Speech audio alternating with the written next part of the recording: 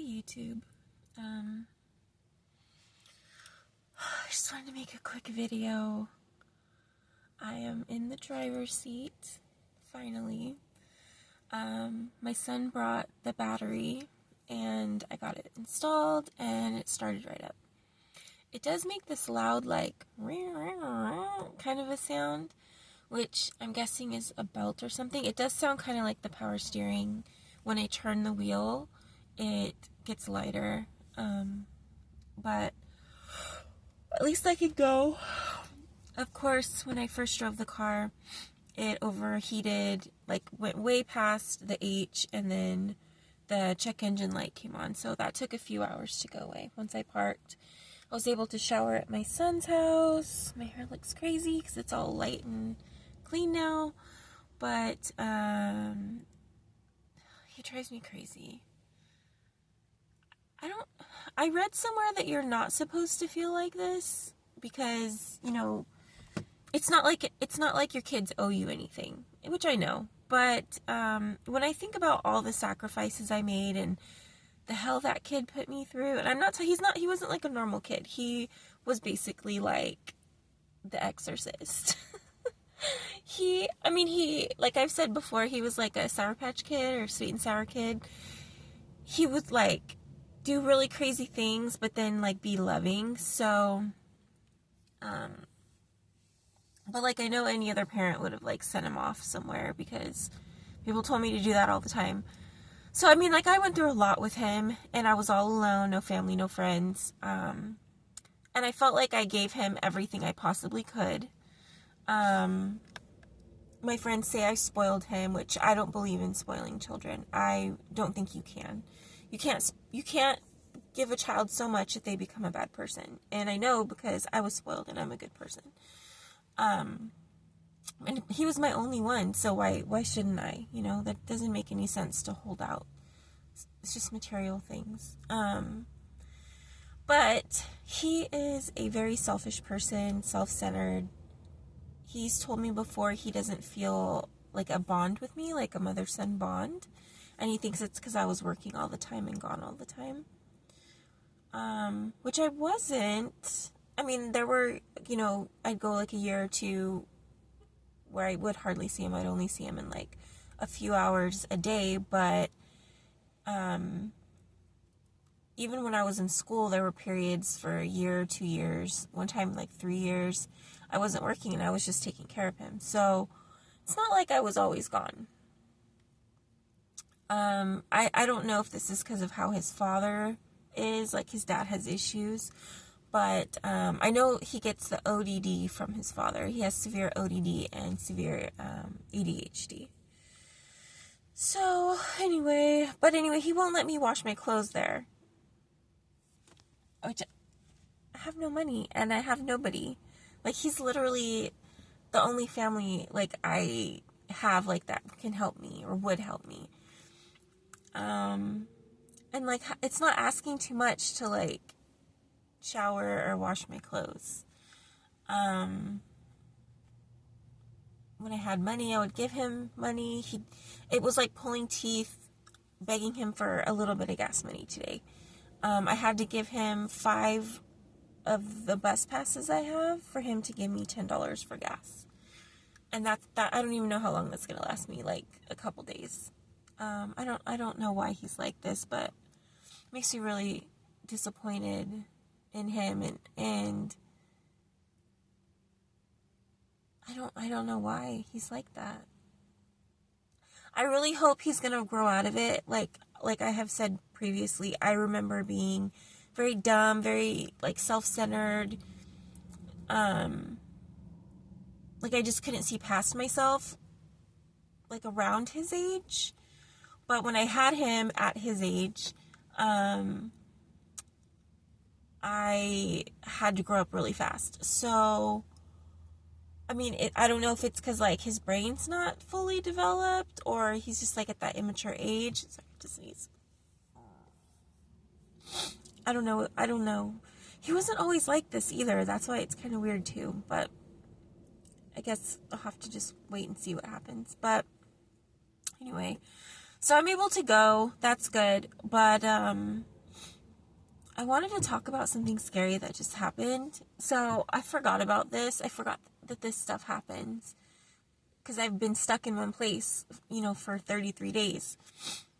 I went and I parked. There's like this little empty parking place. Like, here's a hotel, here's the parking lot. There's like shrubbery, and it has like this little place where commuters park. And then the other side is this huge parking lot with a grocery store. Sorry. And so I parked there for a little bit. I was only there, let's see, it's the 12th at 1:30 in the morning. So I probably was only there for like 2 hours, 3 hours max. I had gotten dinner and just parked there and ate my dinner, and then I was just watching YouTube. But I was in the back, and some guy came and started banging on my windows. He had a beanie on, that's all I could see, and he had a deep voice. And but he was like, not just like a knock, it was like boom, boom, boom, boom.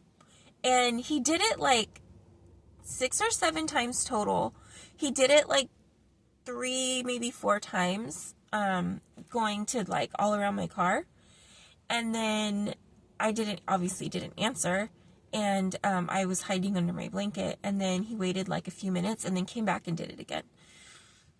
Which is fucking terrifying. Like, if you are a security guard out there and you're banging on people's windows because you think they're sleeping in their car, why can't you just do like a polite knock and say, hey, you can't park here?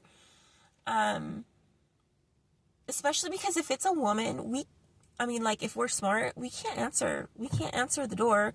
We can't roll down the window for you. We can't open the door for you.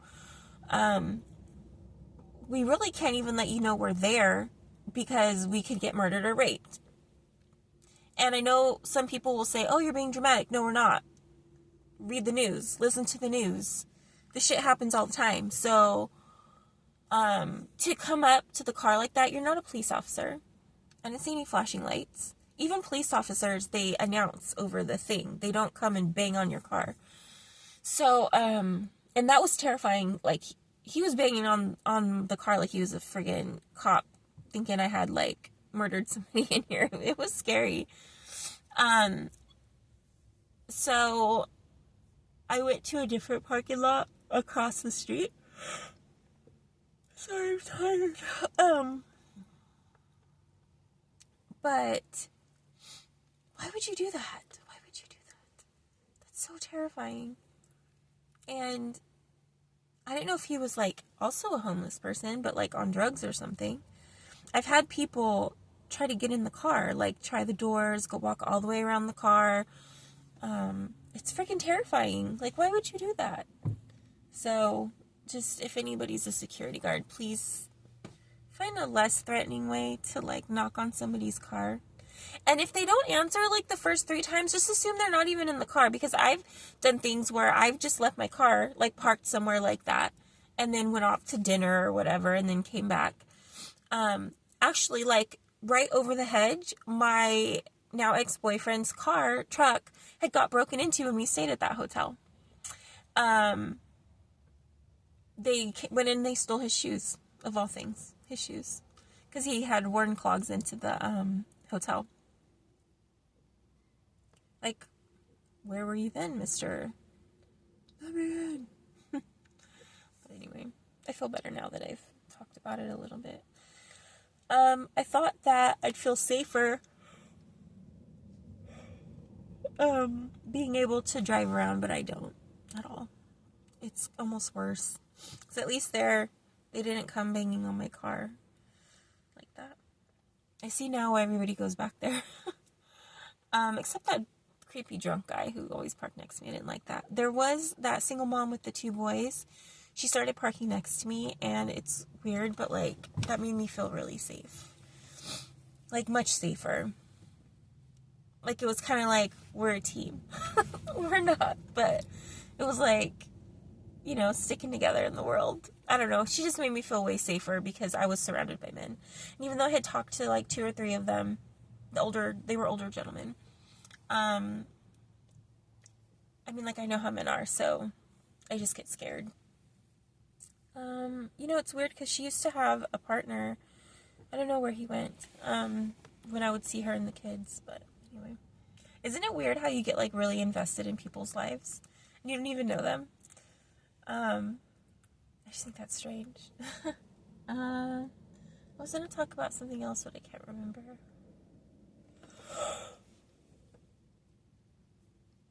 Oh my god, sorry.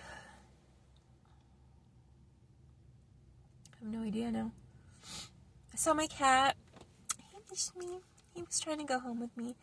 I didn't take him tonight because I have to go get him some food, which I have to steal. That's how I get cat supplies. It's usually how I eat. I know since January now, they passed some law, some kind of a more strict shoplifting law. I guess before you could steal and like they couldn't do anything. I didn't know that. Now I don't know. It's something like if it was like if you steal 1,000, now it's like if you steal 400. When I was 19, I remember that you couldn't steal more than 400 or it was a felony. But I never kept up on it. So I have no idea like really what the laws are about that. I never really had to worry about it before. So I'll be having him in a few days. Which I feel bad for him because I don't want him in the car, especially now that he's been living in a house. But at the same time, I feel like my son doesn't feed them enough. He looks okay, but he's still growing. And, you know, being a kitten, he needed to eat like 4 times a day. 3 to 4 times a day. And I know my son is like really stingy and he makes the 2 cats split a can of food. I guess now he mixes it with hard food. But my cat couldn't really eat hard food because his little teeth were still developing. So, I don't know. And now he's attached to my son's cat. Again, second time. I don't know. We'll see what happens. We'll see how he does with me. He obviously missed me a lot. He's so cute. Excuse me. I had McDonald's for dinner. I forgot that you could use EBT. And I was going to use my gift card. And I saw the guy in front of me ordering EBT. And I was like, oh shit, I can actually have hot food now. I can actually have a hot meal. I haven't had a hot meal. Well, I mean, I would get like, when I had cash, sometimes I would get like a chicken sandwich from the Chevron. But like, man, those fries were like fresh and hot. And you just really forget how grateful you are for hot food sometimes. Tomorrow I am going to see if I can go to that, like at where my doctor is. They have like where my worker and my doctor is, they have like stuff going on there. So they said that we could come charge our devices. So I'm gonna do that probably. And call him to see if he got me in that work program and make sure I'm still on those housing lists. And I guess just try to find work again continually. That's all I've been doing for I don't know how long. It's really old now, to be honest. I hate it. Like, looking for a job now is so hard. You used to be able to just like walk in somewhere with like a resume and like ask to speak to a manager, and then, you know, they meet you and see if they want to hire you. That's pretty much it. It's not like that anymore. I can't even get a job through temp agencies anymore. It used to be so easy. It's just, oh my god, it's so hard.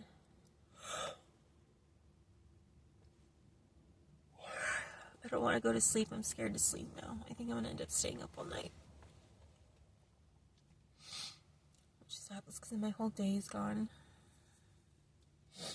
I guess that's it. I wish I have good news that the car runs and I got to shower finally, but I wish I had better news. And then I wonder, even if I get better news, like I got a job or something, how will I feel about that? I kind of wonder if I still won't be excited. I don't know. I just keep trying to picture myself in like a newer car, you know, a better place in life and see how I feel. But I think no matter where I'm at in life now, I'm always going to be terrified that I'm going to lose everything again. I don't know if I can actually sit and enjoy it. And I just want to say, like, right now, like, there's 3 cars behind me, 4 to my left, 1 little old lady in my right, 2 in front of me, and then probably like 20 more cars, like, on the other side. And all of us are sleeping in our car. And then people come and tell you, you can't be here. So I know there's like a designated place where you can go to sleep in your car at with other homeless people, but the one here is next to the shelter, and then of course, like, there's a lot of people on drugs and with mental illness there, like dangerous people, not just like depressed, you know, like actually dangerous people. And like, I don't understand why people are supposed to, you know, put themselves in that situation when you have huge parking lots just sitting empty.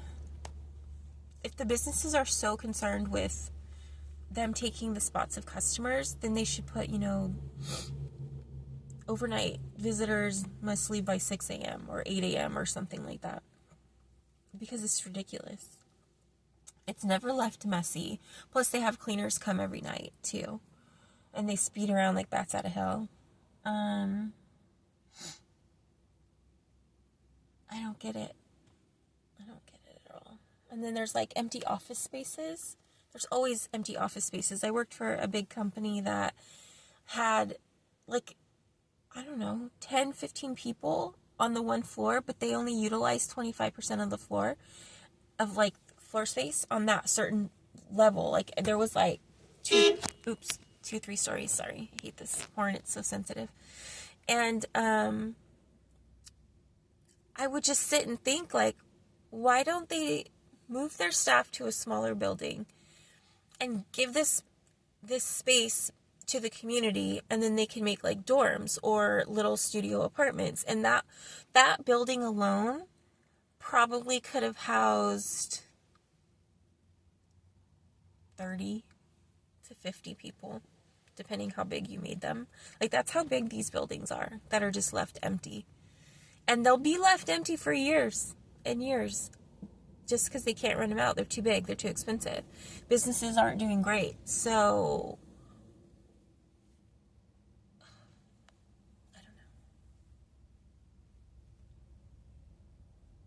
I don't know why our economy is such a mess. I wish I knew how to help fix it. Anyway.